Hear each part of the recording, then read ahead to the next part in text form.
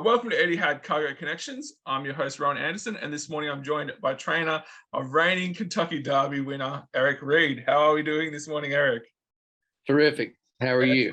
Excellent, excellent. So we'll get started. We'll start at the beginning. Where were you born and where did you grow up? I was born in Lexington, Kentucky, and pretty much grew up there my whole life. And your father was a horse trainer for decades. How great of an influence was his career on yours?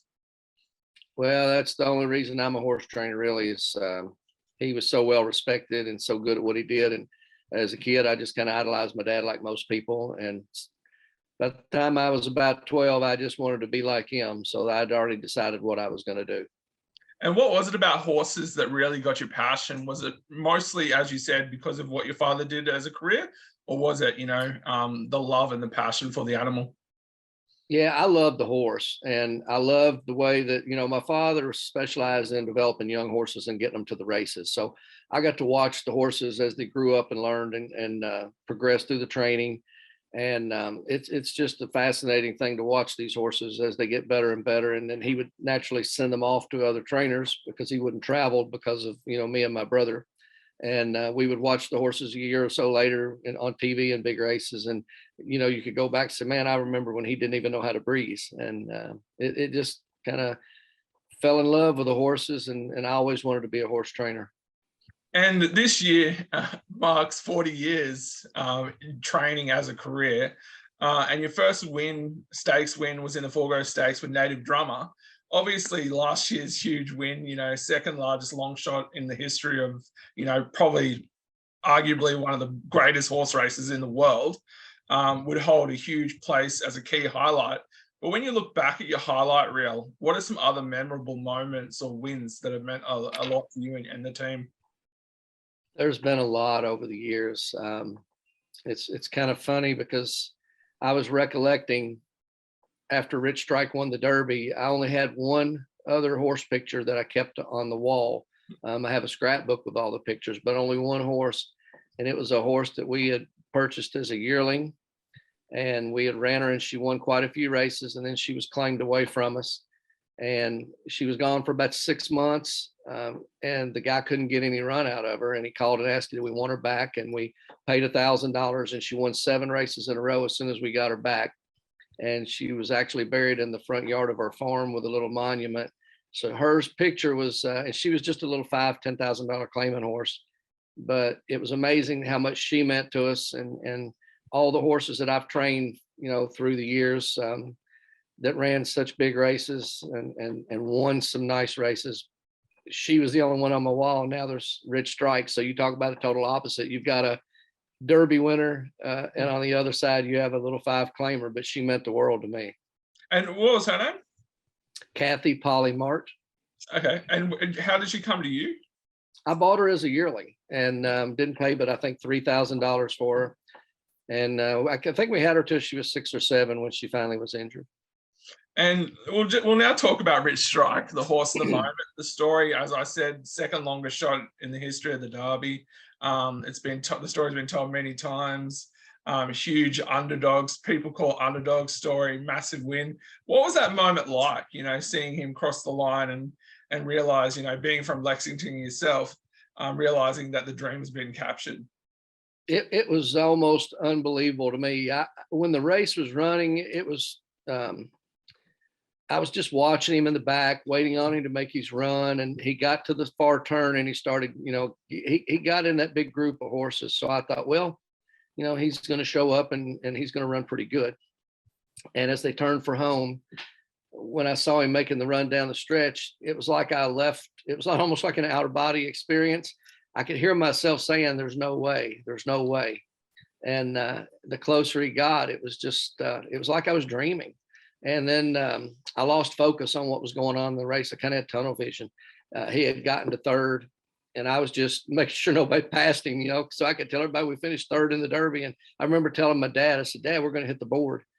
And then my friend Ken Tyson, he just started screaming, oh my God, oh my God. And that's when I kind of opened my eyes to what was really happening. And I could see that he was catching epicenter. And about the time they got near the wire, down I went, as everybody saw, and didn't see him cross the finish line, but I knew we had won. the story sends, shivers through my spine as a race fan. And so I can't even, comprehend as a trainer putting in all that work with him, how, insanely amazing that would have been.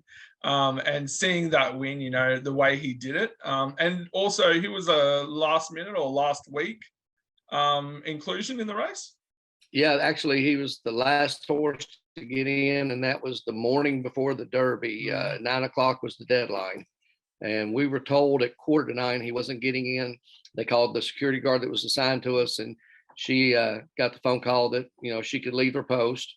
And she gave me a big hug and said, "I'm sorry." And, we're all pretty down in the dumps, but I'm trying to keep my crew picked up and not show them how disappointed I was. I figured I could do that, later on when I was by myself. And just a few minutes before the deadline, I got the call saying that he was going to get in. And I just, I couldn't even speak when it happened. I was so shocked and so excited. And I mean, I can putting in all the work, getting ready for that big race, and then being denied it, only just then to be told that you're in. Oh, that would, I can't even think about how, as a trainer, and 7-day weeks, 8-day, people call it 8-day weeks, endless hours with your horses, just crazy. And so he came to you from Joe Sharp, is that correct? Yeah, we claimed him off of Joe and Calumet Farm in September at Churchill. He had one start, and this was his second start. And Rick Dawson was trying to decide whether he wanted to stay in horse business or not. And we were just going to claim a few young horses that might have some upside and just see if he wanted to hang in there. And we figured, if he had some luck, he would. And if not, then he knew it wasn't for him. He had tried it, had some, bad things go on. And really, when he came to me through my friend Pete Chereau, a mutual friend of ours, it was to get him out of the business. Get Rich Strike out of the business? No, to get Rick Dawson out. To get Rick Dawson out of the business. The first horse he claimed was Rich Strike. So, I mean, you can't get any, you can't write that stuff up. And so you obviously saw a fair bit of potential in Rich Strike, and that was the reason you claimed him, or was there another reason why you claimed him outside of wanting Dawson out of the industry? Well, Rick was wanting to try it again, and I wanted to get him a young horse that maybe didn't have so many issues or problems like most of the older claimers have. And this horse, when he ran his first start, naturally Joey was a good trainer and he was owned by Calumet, but he was 4-1 in a maiden special. He had fantastic workouts leading up to that race. So everything said that they all thought he could run, but the only denominator that didn't make sense was it was on the turf. And when I looked at the pedigree, it really didn't scream turf. And the workouts on the dirt were so good. I told Rick, I said, it doesn't matter that he finished last. I said, everything in my gut tells me he's much better than that. And I said, for 30,000, you should, possibly even get a little allowance horses out of this. We don't know, but I thought he was well worth the money, and that's why we dropped on him.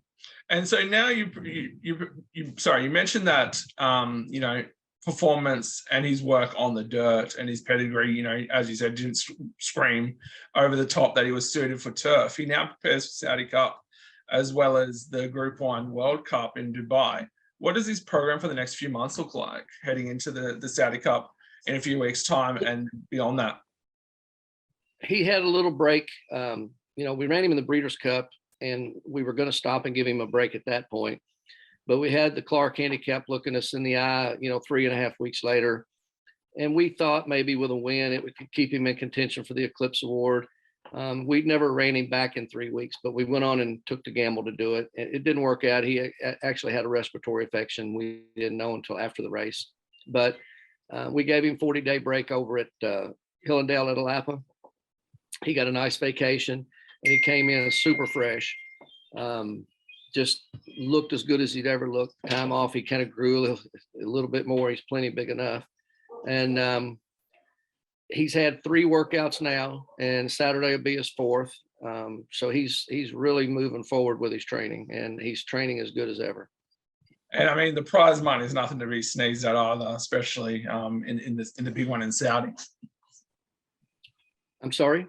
The prize money is nothing to be sneezed at either, with in terms of the Saudi Cup, especially. Right. I mean, right now, this should be the last year that he races, and we'd like to win a couple of really prestigious races, and if not, at least, get those earnings up there for him before he goes to stud. And it'd be an awesome farewell for him as well, especially off the back of that Derby win. Yeah, it's a world-class event over there, and we're just so grateful that they invited us. And you also have Group 1 winning Oriana do Agasso or Agasu? Yes, she won't be able to make the trip because Okay. she had some issues with being purchased in quarantine and so forth. Yeah. How did she come to you originally, though? Tell me a little bit about her. A client called me he said they were going to purchase her and bring her to the States, and they wanted to send her to me in the hopes of getting her over there. And they had some issues. One of the gentlemen that was in the purchasing part had appendicitis, had to have surgery, and she got to Florida, and that's as far as she's gotten. And how many horses are in the stable currently? Right now we have 160. And who are the other key stars for you at the moment that have shown their potential? We have a big crop of 3-year-old fillies that we're just gearing up, but we have a filly called She Will Ghost You that we have some pretty ambitious hopes for if things turn out for her. And then we've got a lot of nice bred fillies from Mr.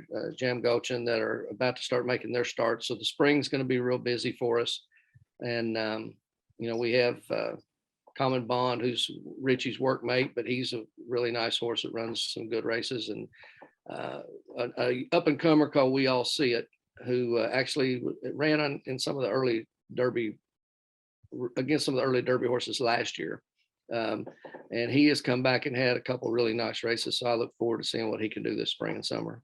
And are the bulk of your horses fit for the same distance, or do you have a mix across different We have distances? a real mix. We have a lot of turf sprinters. We have some dirt sprinters, and we have some horses that run up to 1.5 miles on either surface. So yeah, the barn is very diverse. And in the time you've been training, as I said, 40 years, which is a huge accomplishment. What's some of the biggest lessons you've learned that have really held you in great stead? The biggest lesson that I've ever learned is you don't know everything, and you can learn from anybody. And I've was told that when I was just a kid trying to follow my dad's footsteps. And the older horsemen when I was young would always see that I was like a sponge, and they would try to tell me things. And I remember a lot of the stories that they told me and how they came true as I grew along in my career. But the horse comes first always. The money is always not what you look at, because the money won't come if you don't take care of the horse. Yeah. But one of the biggest lessons I learned was, don't be afraid to learn, and don't think you know everything, because the game changes constantly. And having won the huge race in Kentucky, the Run for the Roses, and are there any races internationally or at home in the States that you would really love to compete and win? Well, I mean, the Breeders' Cup's always a big race, and then the Stephen Foster, the Whitney, the Oaks. There's so many races out there that I would love to participate in, and naturally would love to win. But for a stable that I've always had with, our stake horses are at the middle level stakes, and we've just had a handful of graded horses over the years, and they've all ran well. But we did get our ability to get some of those, but they're few and far between. So I've run in a lot of big races with a very limited amount of horses, and we came so close to beating Zenyatta in the Clement Hirsch. And I think that was when, everybody around me understood that if you give me the horse, I can probably get some run out of it. And just the last question, when will Rich Strike head to Saudi, travel over, and what's the plans in terms of settling over there? We are waiting on the connections in Florida to let us know when he has to be there. And as soon as they give us the date, then he'll be, but I don't think it's much longer. And you said he's back, in the form of his life, and he's ready to go. He's trained phenomenal. His workout last Saturday was very good. And he's going to have a work this Saturday in company at 6 Furlongs. And from then on, I think it's just, fine tuning him a little bit for the race. Beautiful. Thanks so much for joining us, Eric. I appreciate it. Thanks for having me. Thank you so much. Bye-bye.